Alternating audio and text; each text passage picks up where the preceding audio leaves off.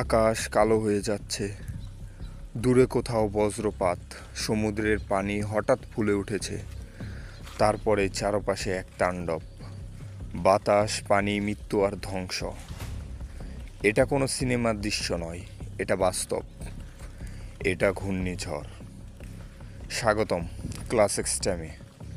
আজ আমরা জানব ঘূর্ণিঝড় কিভাবে তৈরি হয়, কেন এটি ভয়ঙ্কর, বাংলাদেশের ইতিহাসে সবচেয়ে বড় ঘূর্ণিঝড়গুলো এবং বাঁচার উপায়।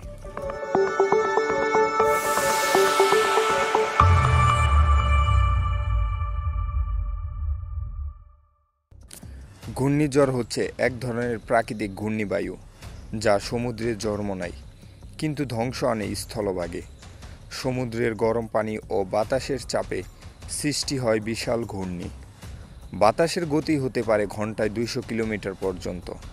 বিশ্বজুড়ে এর বিভিন্ন নাম: সাইক্লোন, হ্যারিকেন, টাইফুন। কিভাবে তৈরি হয় ঘূর্ণিঝড়?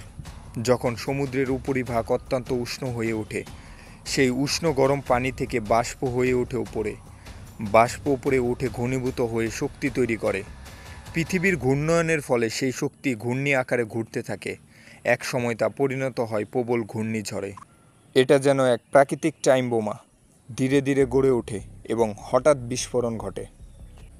বাংলাদেশের ইতিহাসে রয়েছে অনেক ভয়াবহ ঘূর্ণিঝড়, যেমন 1970 সালে ভোলার সাইক্লোন, যেখানে প্রায় 5 লক্ষ মানুষের মৃত্যু ঘটে।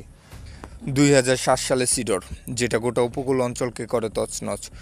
2020 সালে আমপান, যেটা কোটি কোটি টাকার ক্ষতি করে বাংলাদেশের। ঘূর্ণিঝড় মানেই শুধু বাতাস নয়, তার সাথে থাকে জলোচ্ছ্বাস, অতিবৃষ্টি, বজ্রপাত, আর এর ফলে ডুবে যায় ঘরবাড়ি, ক্ষেত খামার, হারিয়ে যায় জীবন। আজকাল আবহাওয়া অধিদপ্তর আগে থেকে ঘূর্ণিঝড়ের খবর জানিয়ে দেয়। মোবাইলে, টিভিতে, রেডিওতেও সংকেত ঘোষণা করা হয়। বাংলাদেশের সংকেত হয় 1 থেকে 11 নম্বর পর্যন্ত। 11 নম্বর মানে সর্বোচ্চ বিপদ। সতর্ক সংকেত দেখে গা শিউরে ওঠে, কারণ সবাই জানে প্রকৃতি এখন রাগান্বিত।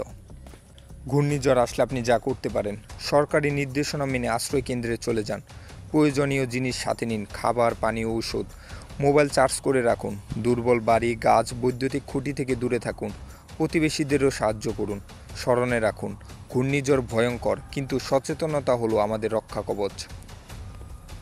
প্রতিবার যখন ঘূর্ণিঝড় আসে, প্রকৃতি যেন আমাদের পরীক্ষা নেয়, কিন্তু আমরা মানুষ হার মানি না।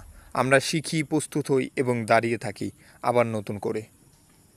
তো এই ছিল আজকের পর্ব। পরবর্তী পর্ব দেখার আমন্ত্রণ জানিয়ে আজকের মতো এখানে বিদায় নিচ্ছি। যাবার আগে একটি কথা বলতে চাই, আপনারা যারা এখনও ক্লাস এক্সট্রিম ইউটিউব চ্যানেলটি সাবস্ক্রাইব করেননি, অবশ্যই ক্লাস এক্সট্রিম ইউটিউব চ্যানেলটি সাবস্ক্রাইব করে পাশে থাকা বেল বাটনটি বাজিয়ে দেবেন। সেই সাথে ক্লাস এক্সট্রিমে যে ফেসবুক পেজ রয়েছে সেখানেও ফলো দিতে ভুলবেন না। ধন্যবাদ সবাইকে। আসসালামু আলাইকুম। ক্লাস এক্সট্রিম সাবস্ক্রাইব করার জন্য এখানে ক্লিক করুন এবং ক্লাস এক্সট্রিমের অন্যান্য ভিডিও দেখতে এখানে ক্লিক করুন।